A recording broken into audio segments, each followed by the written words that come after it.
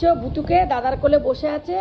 এই বদমাসটা জানো ঘরের মধ্যে হিসি করতে নিয়েছিল, দিয়ে দাদা ওকে এই দাদা ওকে ঠেকিয়েছে যাতে হিসিটা ওখানে না করে, তাই জন্য ও দাদাকে বকেছে। ঘরে এসে দাদাকে বউ বউ বউ বউ করে বকলো। তখন আমি ওকে ছাদে নিয়ে গেলাম, চল ভুতু ছাদে তুই হিসি করবি। ও কী করলো, ঘুরে টুরে ছাদের থেকে ঘরে চলে আসলো।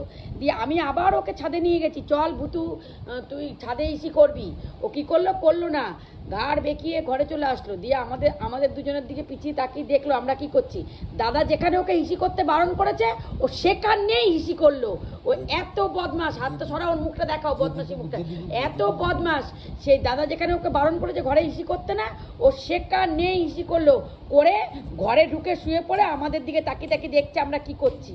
এত এই যে ও এত বদমাস হয়েছে দেখছো, এই যে একে দেখে মনে হয় এরকম ভালো, ওই দুষ্টু বাচ্চাদের মতো, যেটা বারণ করা হবে সেটা ও করবেই। এত দুষ্টু আজকে আমি, দাঁড়া কালকে তোর হচ্ছে, দাঁড়া তোর হচ্ছে মজা, দাঁড়া।